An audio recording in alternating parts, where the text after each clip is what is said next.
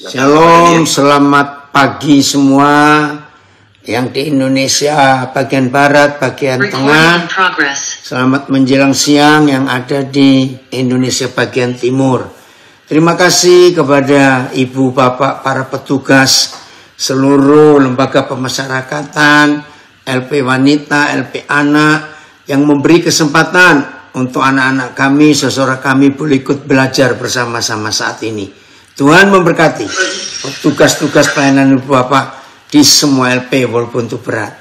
Kepada semua yang saya kasih, baik yang di luar maupun yang di dalam, anak-anak saya bersemangat ya untuk belajar. Senang saya melihat ada 2 anak dari Payakumbuh boleh ikut belajar bersama-sama. Puji Tuhan, mari kita belajar. Hari ini tema kita, teruslah berubah dan jangan menyerah. Ya, tadi dari Martapura mengingatkan, loh, kok hampir sama dengan tema minggu yang lalu. Ya, kemungkinan yang memberi tema hari ini nggak ikut minggu yang lalu. Enggak ya. Oke, pasti beda. Saudara, perubahan hidup, ya, shalom semua juga, sapa, lacika. Perubahan hidup kita itu tidak hanya terjadi sekali. Saya ulangi, perubahan hidup kita itu tidak terjadi sekali. Perubahan hidup kita itu harus berlangsung sepanjang umur hidup kita. Sampai nafas terakhir kita. Itu ada proses yang tidak bisa stop. Justru proses untuk perubahan hidup kalau mandek atau stop, maaf, berarti orang itu mati. Jadi selama kita masih hidup, terus ada perubahan, terus proses itu terjadi. Sepanjang, Pangkalan Bun hadir, puji Tuhan, sepanjang kita hidup. Maka itu dunia saja mengakui, nggak bisa instan, betul Filipus. Hanya mie instan dan susu instan yang ada. Maka itu, mengapa Tuhan selalu menolong kita, selalu mendorong kita, selalu menguatkan kita, selalu menghibur kita, selalu memberi semangat kita. Ayo terus berubah, ayo terus berubah. Dan bisa. Saudara, sebagai manusia, kita ini makhluk yang kompleks. Atau kata kompleks ya, ruwet. Rumit. Oke, seri kedua. Oke, Jeff. Ya, saya ulangi. Manusia ini makhluk yang rumit. Makhluk yang ruwet, yang kompleks. Maaf, beda dengan binatang. Hewan itu tidak perlu mengalami perubahan karakter, perubahan sifat, perubahan bentuk, dan fisik. Sebab mereka itu tidak punya roh. Hanya punya jiwa dan punya fisik atau tubuh. Dan itu tidak perlu mengalami perubahan apa-apa. Maka itu maaf. Anjing ya tetap akan nganjing. Kalau saya pakai bahasa Jawa. Dari dia lahir sampai dia mati. Burung akan tetap jadi burung. Sejak dia netas sampai dia mati. Ikan juga begitu. Sapi, kerbau, kera atau monyet atau gorila. Sejak mereka lahir sampai mereka atau dimakan orang atau mereka mati atau dimakan yang lain.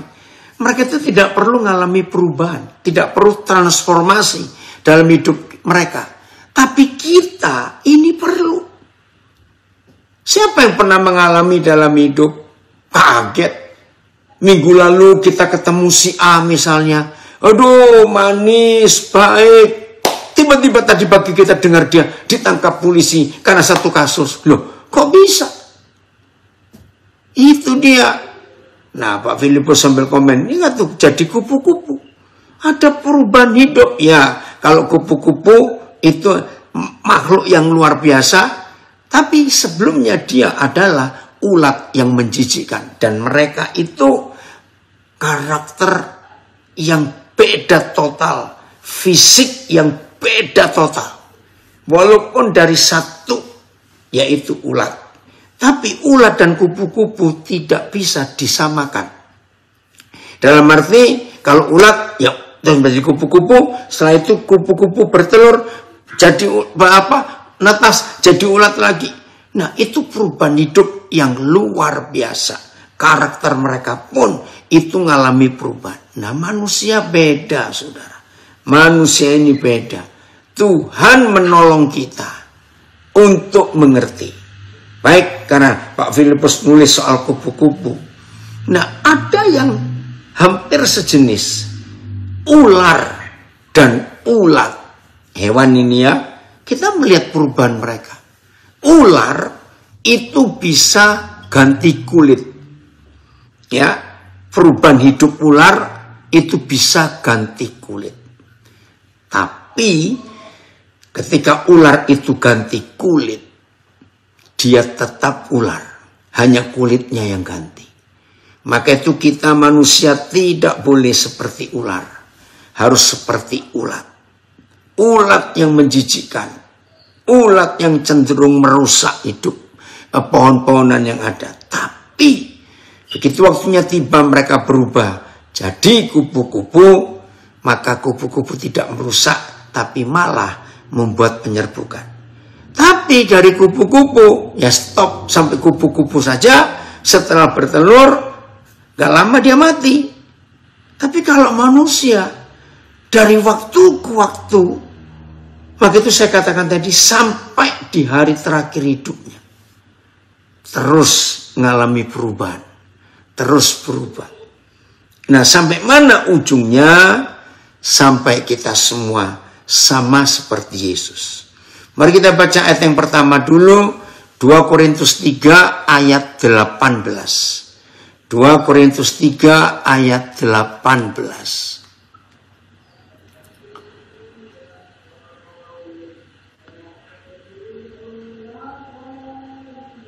2 Korintus 3 ayat 18.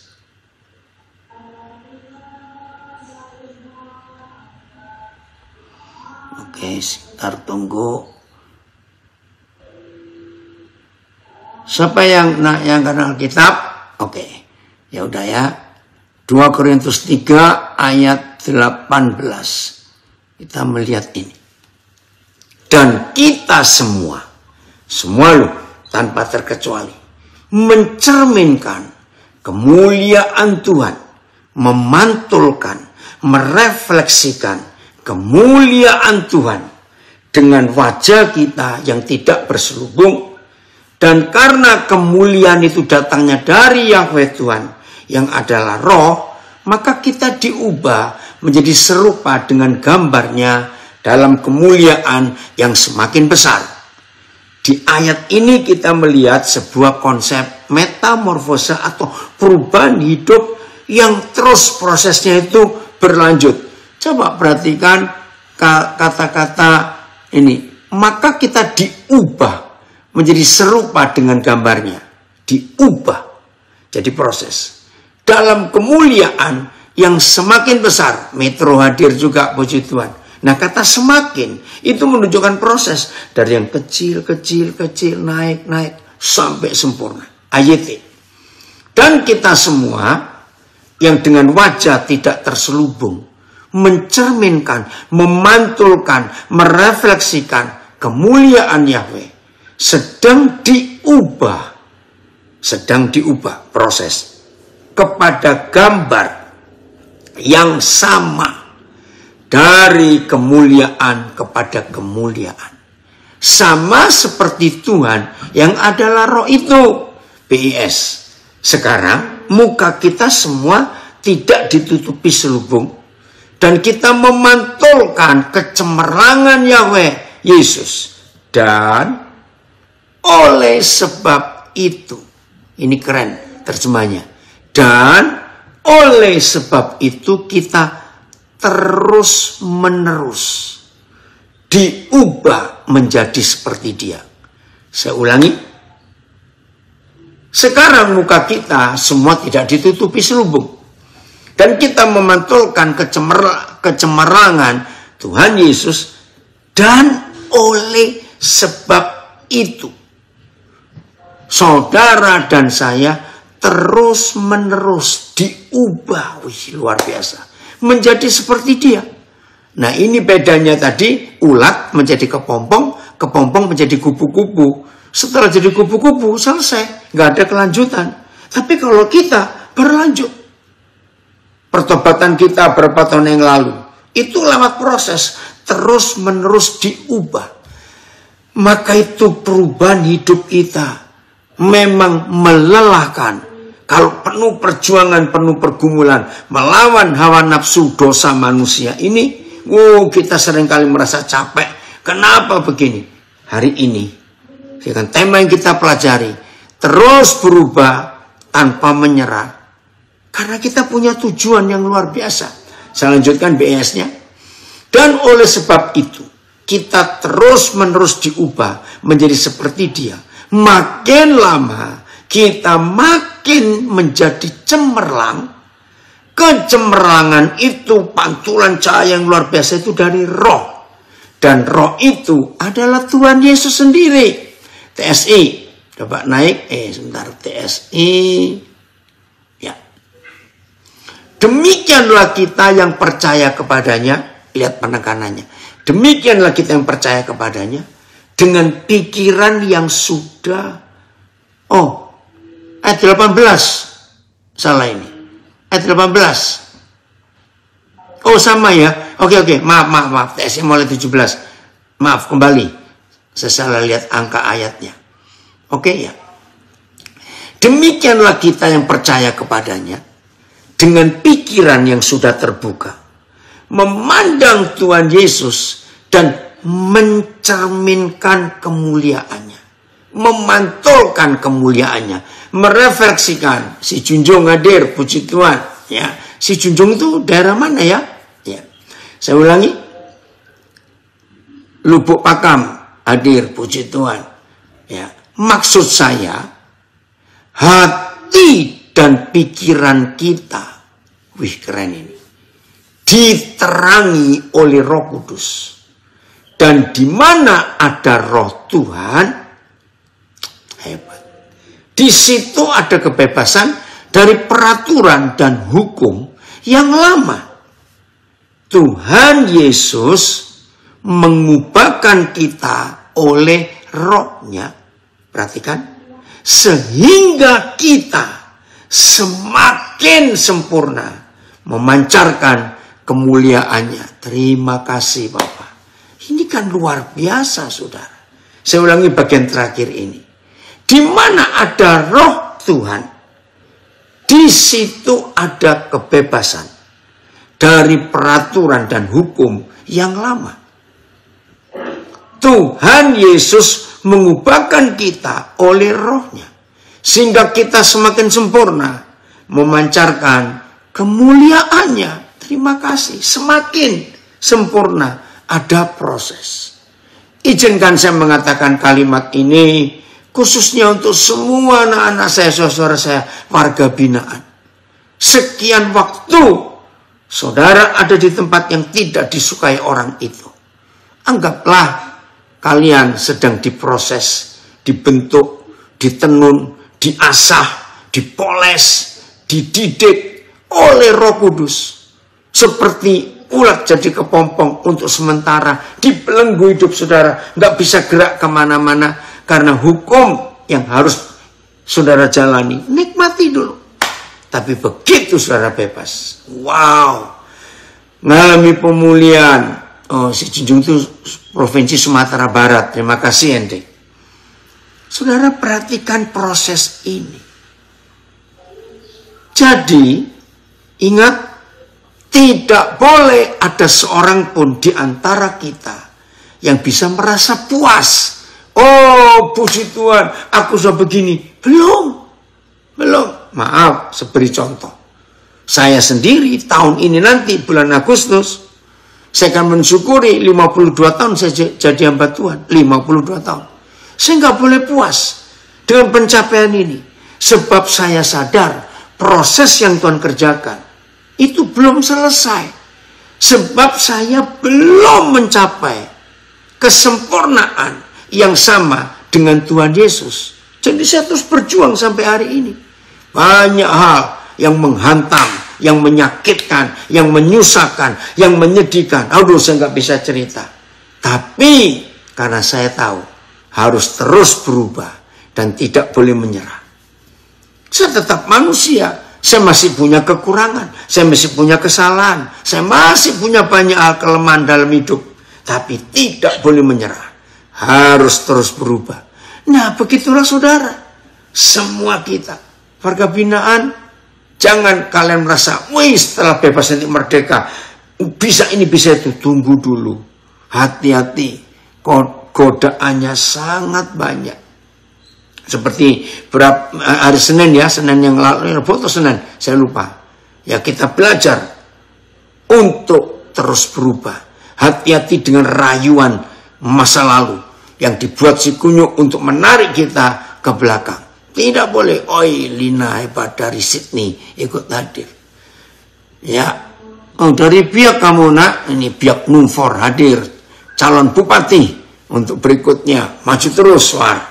Anak saya itu mencalonkan diri. Oke, ngerti sekarang?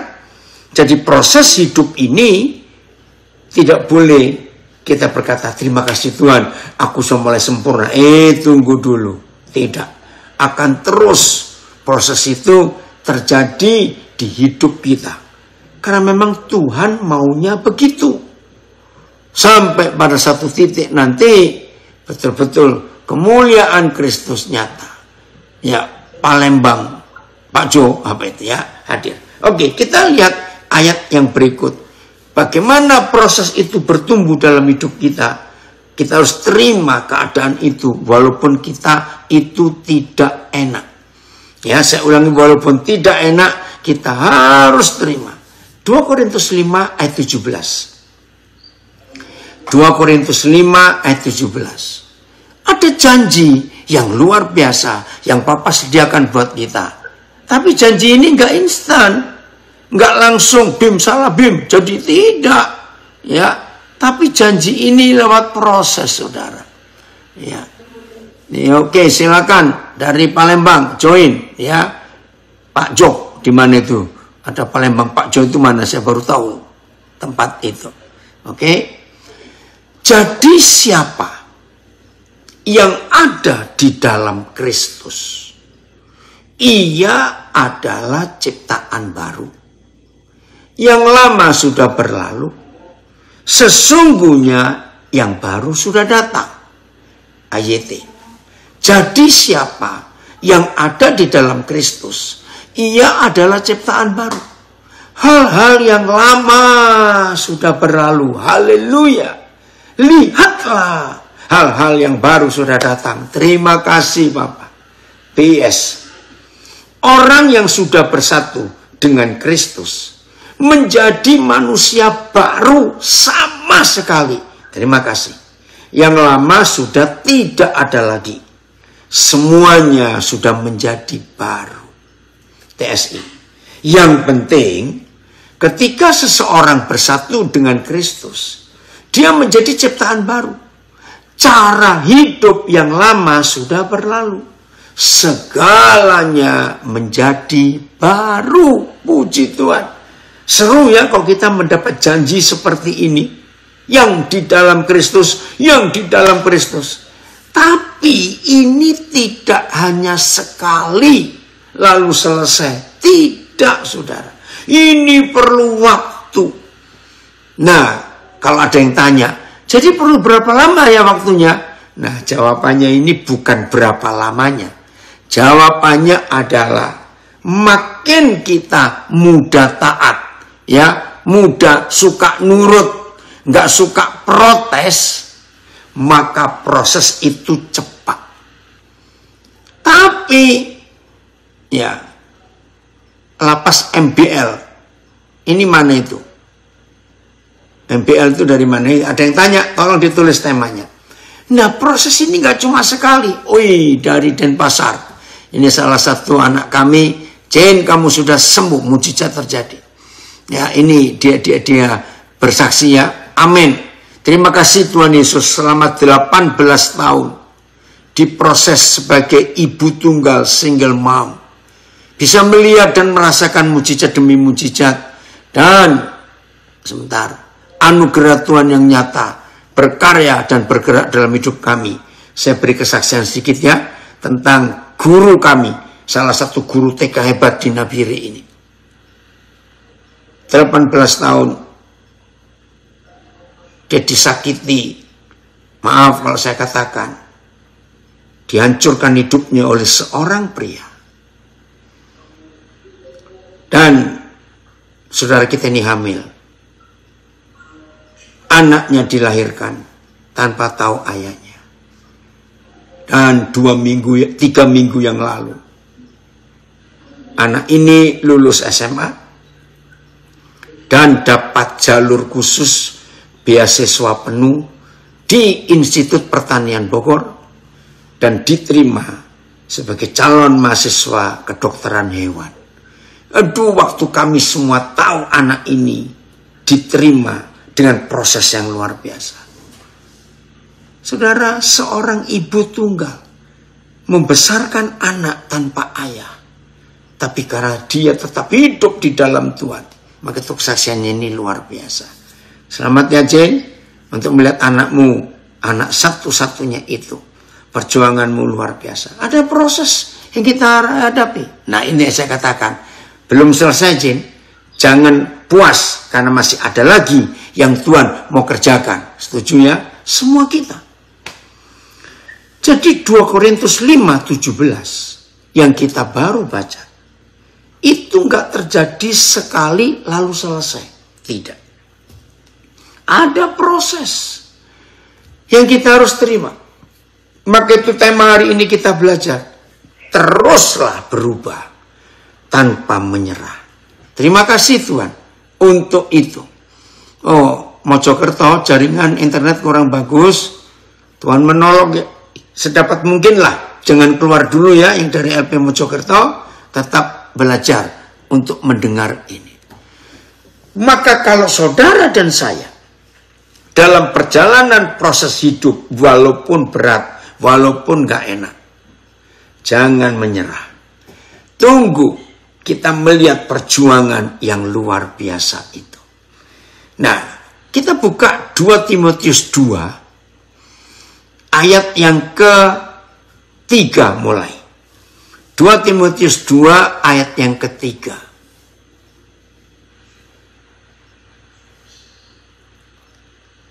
Siapa yang kenal kitab? 2 Timotius 2 mulai ayat yang ke-3. Kita akan belajar dari 3 profesi yang disebut di ayat ini. Nah, 3 profesi ini menjalani proses yang luar biasa. Ayat 3. Ayat 3. Oke, kalau bisa langsung berapa terjemahan ya? Karena ini bagus. 3 profesi ini akan menolong saudara dan saya untuk tetap semangat mengalami perubahan. Walaupun berat, sakit, tapi fokus kita kepada tujuan. Lihat ini.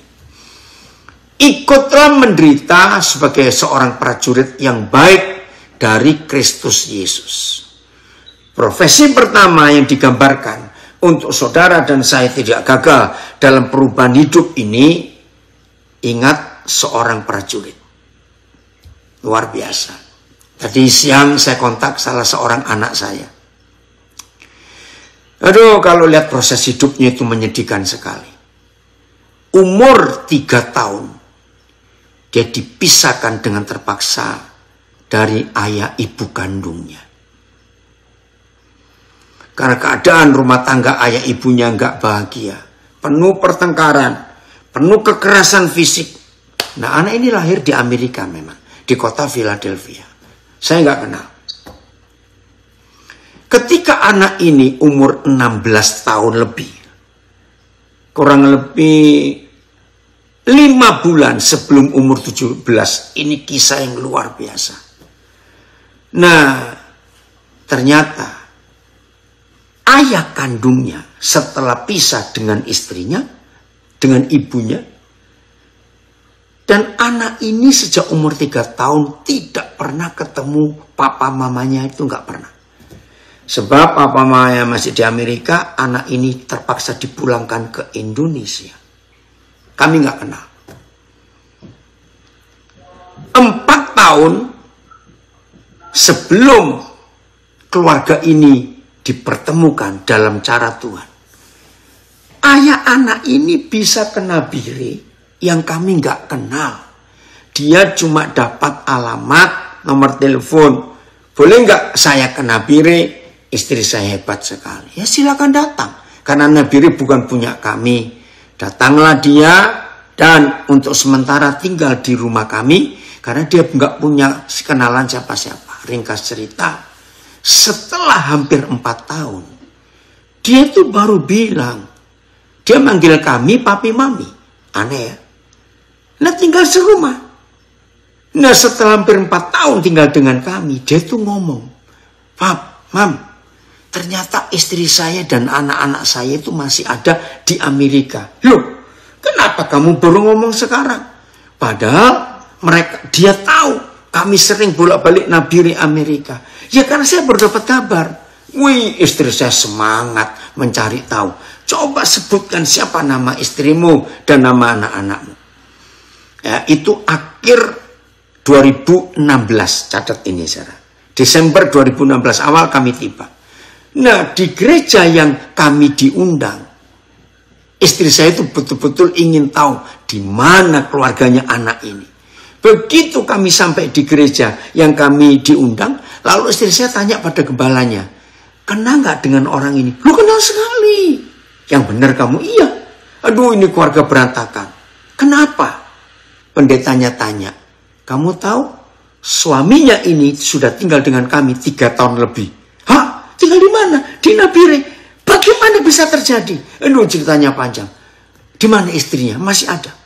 Coba panggil sekarang. Wih, istri saya semangat ini supaya bisa mempertemukan. Tapi masalah terjadi. Begitu si mantan istri tahu kalau suaminya ada di Nabire, dia bilang, stop, jangan bicara tentang dia lagi. Saya penuh penderitaan fisik dan penderitaan batin menikah dengan dia. Anak kami 2 berantakan semua. Hah? Cerita sambil menangis. Ya oke lah. Kami nggak perlu ngurus si orang tua sudah. Kami mau ngurus anaknya. Nah sekarang anak-anakmu di mana? Saudara, saya itu mau berpikir, kami suami istri berpikir, udahlah, maaf ya kalau saya ngomong kasar, bapak mamanya berantakan, tapi anak-anak kan kasihan. Saudara, ternyata si mama ini ketakutan kalau anak-anaknya ketemu kami, sebab si mama ini tidak ingin anak-anaknya ketemu bapak kandungnya. Waduh. Saya jamin sampai sudahlah, nggak akan kami ketemukan, nggak akan. Tapi dia nggak percaya. Jadi umur 3 tahun anak ini dipisah dari ibunya hanya lewat telepon. Nah kebetulan waktu itu kami ke Amerika dengan 2 orang anak rohani kami. Nah salah satu anak dari 2 anak yang kami bawa itu tahu betapa sakitnya hati anak yang dipisahkan dari orang tuanya. Tahu anak ini punya ide karena dia pernah ngalami seperti itu. Bilang, Pap, coba tanya si mama. Ada nggak anakmu yang di Indonesia, karena nggak tahu di mana, itu pernah minta hadiah, tapi nggak pernah terkirim. Oh ya ada. Anak itu minta iPhone dan minta kamera. Ya udah, kami bawa saja. Waduh, ini mama seneng dengar kabar bahwa hadiah ini yang dirindukan anaknya bisa dibawa orang sampai ke Indonesia. Begitu dia sadar, aduh nggak jadi. Nanti Koden Cik Luis ketemukan dia dengan bapaknya yang kurang ajar itu. Saya yakin kan enggak.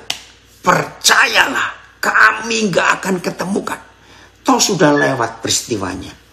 Kan kamu sayang anakmu ingin dapat hadiah. Ringkas cerita saudara, saya nggak akan lupa tanggal itu, 10 Januari 2017. Jadi sebelum saya berangkat balik ke Indonesia, saya telepon anaknya. Ternyata anaknya di Jakarta pas. Ya, saya manggil Om. Saya sebut namanya. Om mau datang ini, bawa hadiah dari mamamu. Wih, senang sekali. Jadi kita ketemu di Bandara Cengkareng ya. kami naik pesawat ini, sudah. Nah, saudara, ternyata ada anak kami yang jemput juga. Nah, jadi handphone dia dan handphone anak saya kasih supaya mereka itu saling ketemu. Ya udah, akhirnya kami ketemu. Saya kasih hadiah itu. Aduh, saya lihat anaknya cukup baik. Saudara, kan itu kebiasaan saya. Boleh nggak mulai hari ini kamu panggil saya papa, panggil istri saya itu mama. Saudara, dia dorong pundak saya. Tidak ada kata itu di hidup saya. Waduh, saya kaget. Aduh, maaf. Ya udah. Karena dia nggak mau dengar kata itu, begitu sakitnya keadaan. Tapi yang hebat, 3 kali minggu di bulan Januari 2017, kami dapat pelayanan di Jakarta. Jadi kami belum balik ke Nabire lagi. Nah, karena kami hampir sebulan di Jakarta, ya udah, dia itu kami ajak. Biasa kalau saya pelayanan, anak-anak pada ngumpul. Nah, akhirnya mau nggak mau, saya harus buka berapa kamar hotel untuk anak-anak itu tinggal ramai, termasuk anak ini.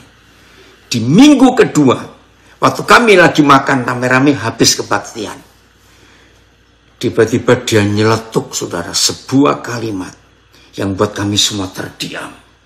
Dan ada beberapa anak kami yang perempuan nangis. Ini kata anak ini, oh begini ya artinya keluarga itu. Saya lihat ke istri saya, dia terdiam. Bayangkan. Dia belum pernah merasakan keluarga itu seperti apa. Wih. Dan itu kesempatan saya bilang pada dia. Setelah 2 minggu ini kamu ikut kami. Dan lihat semuanya. Dia masih manggil kami om dan tante. Kamu lihat.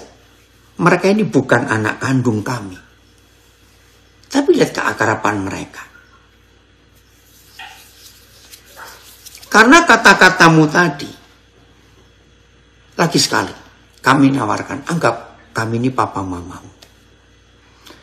Saudara, istri saya itu sempat, hatinya kayak apa? Masa sih anak sebaik ini kita nggak boleh ketemukan bapaknya? Kan bapaknya masih ada di rumah kami di Nabire. Saudara bisa bayangkan. Ya tetap nggak bisa, karena mamanya pesan. Ya udah, kami nggak pernah cerita. Nah, menjelang akhir Januari, Tuhan gerakkan saya untuk ngurus nasib dan status anak ini. Karena anak ini lahir di Amerika. Dan gembala pendeta yang ngundang kami tadi, itu yang mulangkan anak ini ke Indonesia. Dan gembala ini luar biasa. Dengan cara yang ajaib, anak ini bisa dibuatkan paspor Amerika. Karena data-data dia lahir di Amerika itu ada. Jadi anak ini sudah punya paspor Indonesia, paspor Amerika. Tapi Agustus 2016, ketika mamanya sudah berjuang untuk bisa beli tiket anaknya ini balik ke Amerika. Nah, ini kisah lain lagi. Begitu selesai check-in, barang-barang sudah masuk, dia lewat imigrasi, pakai paspor Amerika, keluar Indonesia, paspornya itu masih bersih, nggak ada cap apa-apa. Ya, imigrasi bingung. Loh, kamu ini masuknya dari mana? Kok bisa pakai paspor Amerika tapi masih kosong? Wih, saudara, masalah baru terjadi. Berarti kamu itu DPO. Sebab kamu nggak legal masuk Indonesia. Lah, nah ini bingung juga. Bayangkan dia masuk Indonesia umur 3 tahun. Pakai paspor, pakai layak paspor. Waktu dimintakan ke konsulat Jenderal Republik Indonesia di New York. Masalah terjadi tapi anak ini nggak bisa ditahan karena masih di bawah umur. Waktu itu baru umur 16. Anak ini sejak Agustus 2016 nasibnya terkatung-katung. Dia punya paspor Amerika tapi nggak bisa masuk Amerika. Dia tinggal di Indonesia tapi dia nggak punya status di Indonesia. Waduh, waktu saya dengar itu, saudara, Tuhan berikan hikmat bagaimana cara menolong anak ini. Puji Tuhan. Seperti saudara banyak tahu, Tuhan memberikan kami anak-anak yang luar biasa. Saya ingat salah satu anak kami, orang Nias itu pengacara hebat. Saya telepon dia. Wardah, saya bilang, bisa nggak kamu ngurus nasib anak adikmu ini? Karena selama berapa hari itu dia sempat ketemu juga. Adik yang mana yang Indo, kenapa dia gini? Udah. Saudara, ringkas cerita. Tanggal 2 Februari 2017. Pengacara ini bawa anak saya ini ke imigrasi Jakarta Barat. Menceritakan semua statusnya. Begitu dibuka, ya, di datanya imigrasi Republik Indonesia, ini anak DPO. Wah, harusnya ditangkap langsung. Wah, kaget pengacara ini. Bahkan ancamannya menakutkan. Sampai anak saya ini nangis di kantor imigrasi Jakarta Barat. Dalam ribut-ribut begitu, tiba-tiba ketua kantor imigrasi Jakarta Barat, ternyata dia orang percaya anak Tuhan. Ada apa yang diribut-ribut? Dilihat kasusnya. Anak ini masih di bawah umur, nggak bisa diapa-apain. Terus gimana? Satu-satunya cara, berikan data siapa ayah ibunya, supaya imigrasi Indonesia bisa buatkan surat kembali layak paspor untuk dia balik ke Amerika. Wih, ada jalan keluar, saudara. Ringkas cerita. Saya harus telepon mamanya. Anakmu akan tertolong kalau imigrasi Indonesia punya data akurat. Siapa orang tua anak ini? Jadi satu-satunya jalan. Boleh nggak engkau izinkan kami memberitahu ayahnya yang ada di Nabire sekarang bahwa kami dengan anakmu. Jadi lucu. Papanya manggil kami papi mami, anaknya manggil kami papa mama. Saudara, terjadi drama, bukan drama Korea ya. Itu pertama kali saya telepon papanya.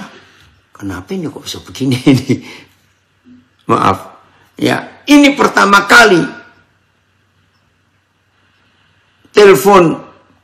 saya telepon papanya, tapi sebelum saya telepon mamanya dulu, sekarang boleh nggak?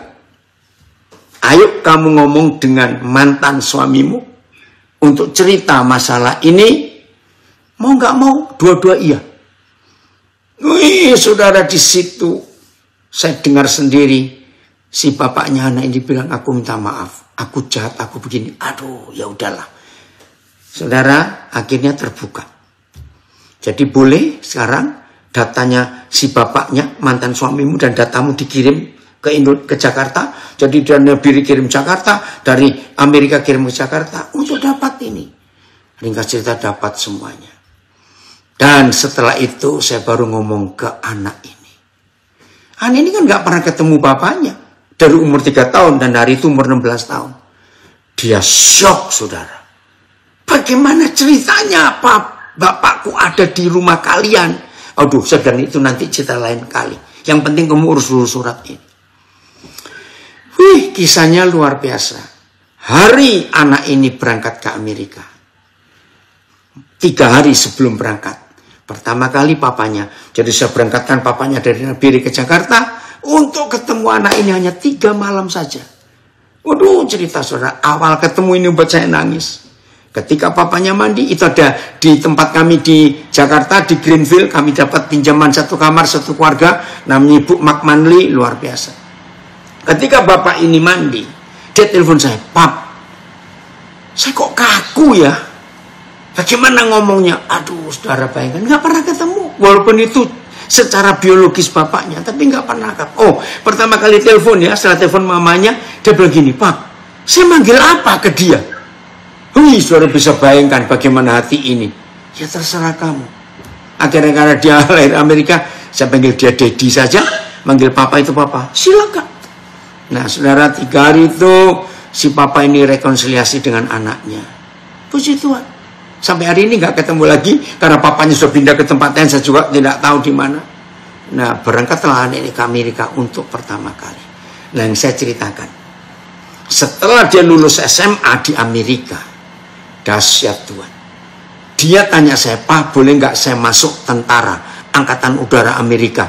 Loh, kalau memang itu kerinduanmu, ringkas cerita, sekarang dia sudah cukup tinggi pangkatnya. Di Angkatan Udara Amerika, dia orang Indonesia, memang kelahiran Amerika. Nah, yang saya suka, tiap kali ada ujian kenaikan pangkat, dia pasti telepon saya, dia cerita begini, dia cerita begitu. Nah, itu disiplinnya. Nah, dia punya kedudukan, saya nggak tahu istilah Amerikanya, tapi istilahnya dokter pesawat. Jadi semua pesawat-pesawat tempur Angkatan Udara Amerika, dia ini dokternya untuk memeriksa ya semua bodi pesawat, kabel-kabelnya semua. Satu kali dia cerita, "Pak, aku dapat penghargaan." Apa itu? Ternyata pesawat tempur yang dianggap cukup baik ini, ternyata ada keretakan, halus sekali retaknya. Dan gak tahu Pak, waktu saya memeriksa, Roh Kudus beritahu saya, suruh periksa di bagian ini, saya lupa bagian apa. Begitu diperiksa Pak, ketahuan retaknya halus sekali. Terus, wih, komandan saya bangga. Kok bisa kamu seteliti itu? Itu karena disiplin. Saudara, coba kembali ke ayat tadi. Nah, jadi karena ayat itu saya ingat kesaksian anak ini sungguh luar biasa kisahnya. Mana ayatnya? 2 Timotius 2 ayat 3 tadi. Ayo, siapa yang nayangkan Alkitab ini? Masih ada orangnya enggak? Oh, ada. Oke. Ikutlah menderita sebagai seorang prajurit yang baik dari Kristus Yesus. Ayat sama semua PS, engkau harus turut menderita sebagai prajurit Kristus Yesus yang setia. TSI, menjadi pengikut Kristus Yesus ibarat menjadi tentara di medan perang. Nah, TSI-nya kan keren, saya baca lagi. Menjadi pengikut Kristus Yesus ibarat menjadi tentara di medan perang. Karena itu kamu harus kuat, bertahan menghadapi segala penderitaan. Siap? Ini proses. Jadi ketika anak kami ini sudah resmi diterima sebagai prajurit di Angkatan Udara Amerika Serikat, dia nggak boleh puas. Karena itu baru masuk proses untuk dia jadi. Dia kirim video juga pertama kali ketika dia ditunjuk menjadi memimpin acara pemakaman.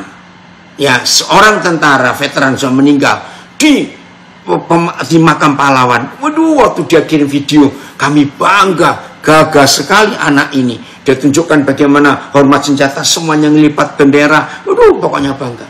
Nah, ada proses yang belum selesai. Sampai sekarang pun dia masih proses, karena masih ada kesempatan, jenjang kepangkatan yang lebih tinggi. Dan kami dorong dia terus untuk itu. Nah, ini prajurit. Walaupun sudah diterima, ada cucu saya juga yang sudah masuk di kepolisian, di Akabri. Puji Tuhan untuk itu. Ayo kita terus maju. Ayat 4. Siapa profesi yang kedua setelah prajurit? Oh, masih ada. Ya, ini betul. Memang kasih ayat 4-nya. Seorang prajurit yang sedang berjuang. Oh, pamit LP Jombang. Tuhan memberkati ya. Seorang prajurit yang sedang berjuang tidak memusingkan dirinya dengan soal-soal penghidupannya, supaya dengan demikian ia berkenan kepada komandannya. Langsung TSI.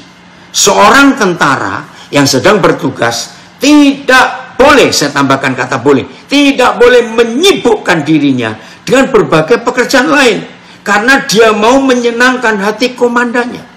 Nah, saudara yang sedang dalam proses, jangan pernah menyerah. Biar perubahan hidup terus terjadi di hidup kita, karena belum selesai. Ada target yang kita capai. Ini yang tentara. Ayat 5. Siapa profesi yang kedua setelah prajurit? Seorang olahragawan, atlet, hanya dapat memperoleh mahkota sebagai juara apabila ia bertanding menurut peraturan-peraturan olahraga.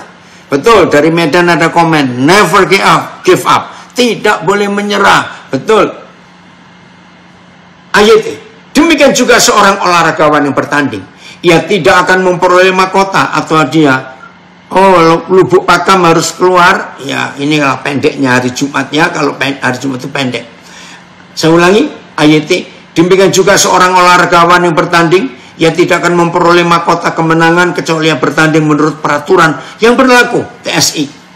Menjadi pengikut Kristus juga ibarat seorang olahragawan di gelanggang pertandingan atau seorang petani, ya, olahragawan yang bertanding sesuai peraturan akan menerima mahkota kemenangan, dan petani yang bekerja keras pantas menjadi orang pertama yang menikmati hasil panennya. Nah, ini digabung. Oke, terima kasih Uji. Ini dari Lembang, ada kiriman FHYH. Dalam melakukan pekerjaan Tuhan, turutlah peraturan-peraturannya, seperti halnya seorang olahragawan harus mengikuti peraturan. Sebab kalau tidak, ia dinyatakan tidak boleh ikut serta dalam perlombaan, sehingga tidak mendapat piala kemenangan. Betul sekali. Nah, jadi profesi yang kedua, itu olahragawan, atlet. Sama seperti prajurit tentara. Disiplin itu kata mutlak. Bukan perawakan yang gagah, yang maco kalau dia cowok. Bukan. Tapi kedisiplinan itu mutlak. Nah, dalam perjuangan hidup kita, dalam perjalanan hidup kita, terus mengalami proses perubahan, supaya kita semakin mencapai tingkat tertinggi, yaitu sudah sama seperti Yesus. Itu prosesnya berjalan terus. Sampai hari terakhir kita hidup di dunia ini. Nggak selesai. Dan nikmati proses itu. Maka itu tema ini teruslah berubah. Dan jangan menyerah. Puji Tuhan. Prajurit nggak boleh puas. Terus berjuang. Bahkan kalau ada saudara yang punya orang tua, punya kakak, punya ipar, punya om, jenderal sekalipun, nggak boleh puas dengan posisi jenderal. Mau bintang 4 sekalipun. Namanya jenderal prajurit tetap disiplin. Betul ya? Walaupun sudah pensiun. Wih, disiplin itu mutlak. Disiplin tentara itu. Oh, nanti dibaca Jeff ya. Kolose 3:10. Betul. Nah, yang kedua ini olahragawan atlet.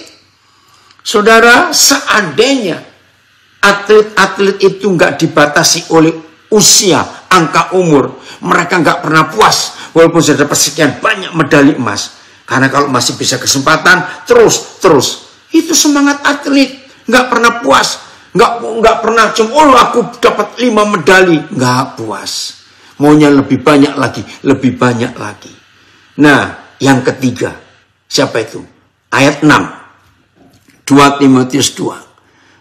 Ini seorang apa ya istilahnya ya? Pelatih kesehatan, pelatih tinju dari Nabire komen. Atlet walaupun kalah, dia akan berlatih lagi. Belajar dari kesalahan untuk jadi lebih baik sampai jadi juara. Wih, terima kasih nak. Ini pelatih tinju ya, pelatih kebugaran di Nabire menulis walaupun kalah, tidak boleh puas, harus terus berlatih lagi. Betul, untuk jadi juara. Seorang petani yang bekerja keras haruslah yang pertama menikmati hasil usahanya. BIS. Petani yang sudah bekerja keras, dialah yang pertama-tama berhak mendapatkan hasil tanaman. Ayo kita lihat sikap petani. Saudara, petani itu, oke, FYH ya saya baca. Bekerjalah dengan keras seperti seorang petani yang memperoleh banyak hasil dengan mengusahakan ladang yang luas. Betul sekali. Coba VMD. Petani yang bekerja keras harusnya menjadi orang pertama yang menerima hasil panen yang ditanamnya. Lihat petani. Juga disiplin dan ditambah sabar. Siapa yang percaya kalimat ini? Tidak semua petani, serajin apapun dan sehebat apapun dalam mengolah tanah dan menanam benih, itu selalu berhasil 100%. Saya ulangi, dengar. Tidak ada seorang pun petani, sehebat apa, seahli apa, seekspert apa, sepengalaman apa, dan punya teknologi sehebat apa, punya alat-alat pertanian sehebat apa, punya pupuk yang hebat, yang berani berkata 100% akan berhasil. Tidak ada. Setiap petani pasti mempersiapkan diri. Ada badai, ada bencana alam, ada hama, ada kerusakan, macam-macam. Itu pasti ada. Tapi tidak ada petani yang menyerah kalah sebelum menanam. Betul kalimat ini? Tidak ada petani terus ya udahlah nggak usah nanam. Bayangkan kalau model petani seperti itu, kita nggak bakal makan sampai hari ini. Nggak ada sayur, nggak ada buah, betul nggak ada padi, nggak ada gandum, nggak ada apa-apa. Karena petaninya malas, karena putus asa, menyerah. Maka itu tema kita luar biasa. Teruslah berubah tanpa menyerah. Amin ya, Karangasem anak-anak. Woi, Papa setuju. Ini LPKA, anak ya, Lembaga Pemasyarakatan Anak-anak menulis. Amin. Harus semangat ya anak-anak. Jangan menyerah kalah. Selesaikan pendidikanmu di dalam situ sampai kamu lulus dan jadi orang hebat. Nah, inilah yang kita harus miliki, sikap dan karakter motivasi seorang petani dalam mengalami proses perubahan hidup. Saudara, tidak mudah. Tantangan ada banyak. Ya, setiap sore ya. Oke, kita baca dulu Kolose 3:10 yang pemberi tema tadi nulis. Amin ya. Dari Manado, amin. Doni, Papi senang sekali kamu ikut gabung. Ini gembala dari Nabiri ini. Ayo, Kolose 3:10. Jadi walaupun tidak ada seorang petani di dunia ini yang terlalu optimis bahwa dia yakin setelah aku nanam ini pasti panenku berhasil. Nggak ada petani berani memastikan 100%. Karena sadar alam bisa berubah. Gangguan binatang, gangguan serangga, gangguan manusia. Tapi dia tetap optimis. Ya, pasti bisa. Kalau tuh gagal ya sudah, nanam lagi musim berikut. Ini dia Kolose 3:10. Dan telah mengenakan manusia baru yang terus menerus. Jadi nggak stop. Diperbarui untuk memperoleh pengenalan yang benar menurut gambar pencipta kita. Ayat ini. Kenakanlah manusia baru yang terus menerus diperbarui dalam pengenalan sesuai dengan gambar dari pencipta kita. PS. Kalian sekarang sudah diberi hidup yang baru. Kalian adalah manusia baru yang sedang diperbarui terus-menerus oleh penciptanya, yaitu Tuhan Bapa di surga, menurut rupanya sendiri. Maksudnya ialah supaya kalian mengenal Tuhan sebagai Bapa dengan sempurna. Ini kan luar biasa, saudara. Kalau kita terus-menerus mengalami perubahan itu. Jadi setelah kita lahir baru pertama kali, proses itu nggak boleh berhenti. Tantangannya banyak. Tapi kita nggak boleh menyerah. Bangkit lagi. Ya, lihat itu petinju-petinju. Ya, atlet-atlet nggak harus dan nggak selalu menang terus. Tidak. Ada proses. Ya, Pauwatu, kenapa ini? Ya. Iya, oke, saya lanjutkan. Jadi proses akan terus terjadi di hidup kita. Jangan menyerah kalah. Katakan amin.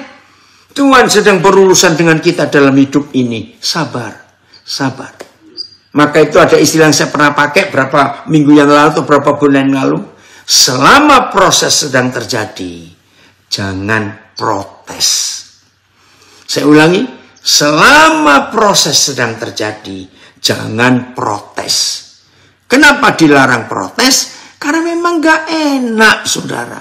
Aduh, menyakitkan kalau proses itu. Dan ingat, Tuhan selalu memproses kita untuk makin cemerlang, makin sempurna, makin menyatakan kemuliaan Tuhan dengan wajah tanpa selubung.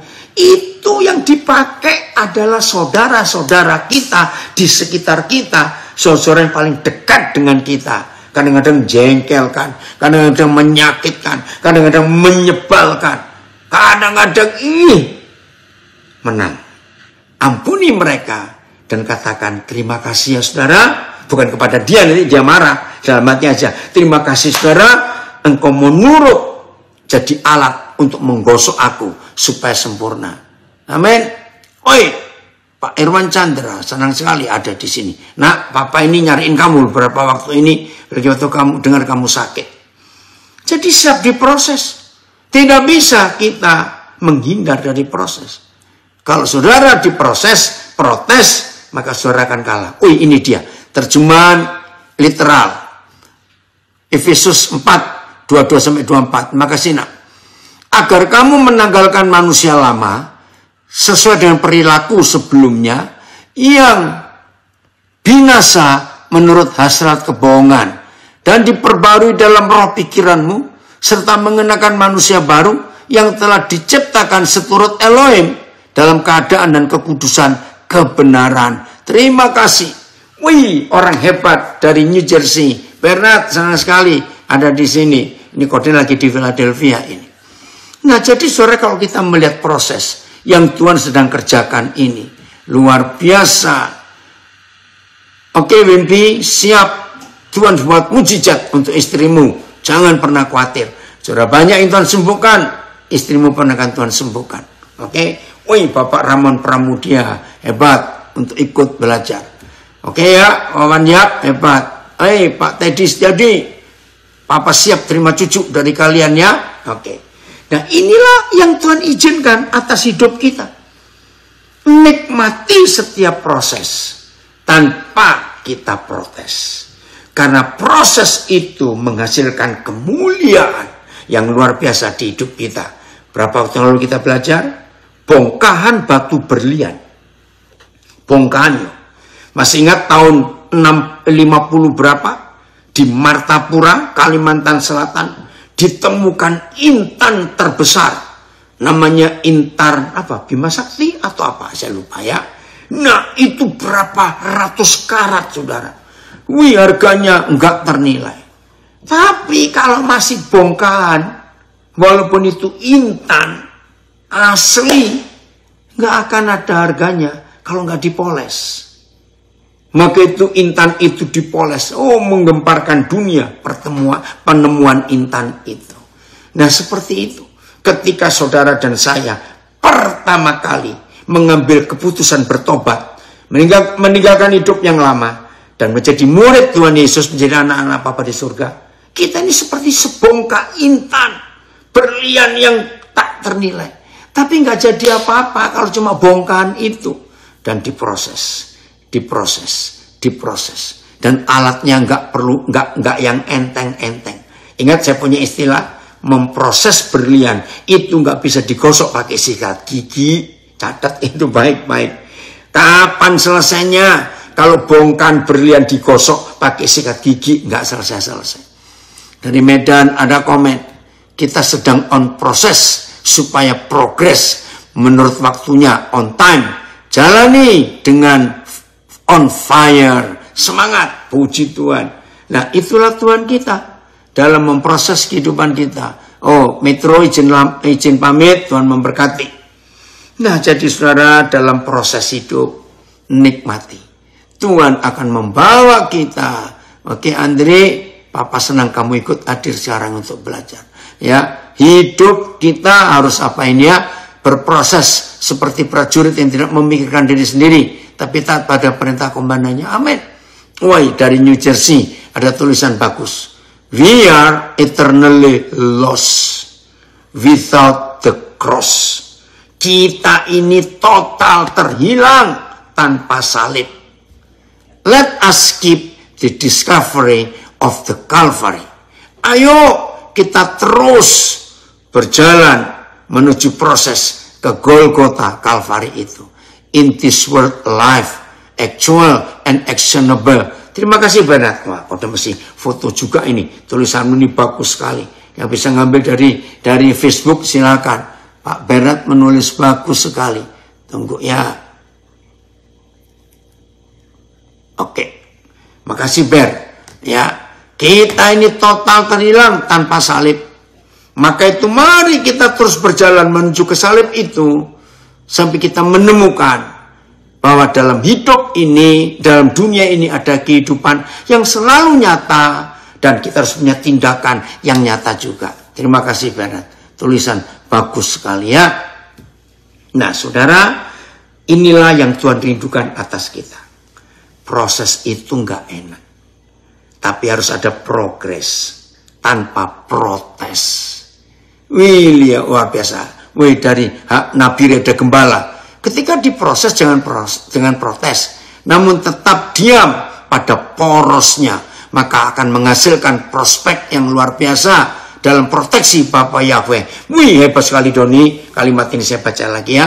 Ketika diproses, jangan protes. Namun tetap diam pada porosnya, maka akan menghasilkan prospek yang luar biasa dalam proteksi Bapak Yahweh. Wih, bagus sekali ini. Don, terima kasih Don. Bapak akan simpan juga kata-katamu ini. Bagus ya, sebentar. Oke. Terima kasih ya saudara kepada Tuhan dan kepada pribadi-pribadi yang diizinkan Tuhan menjadi alat gosok di hidup kita. Mudah-mudahan semuanya amin. Jangan buang alat gosok yang kasar itu. Jangan buang. Oh, terima kasih. Itu ada tulisannya.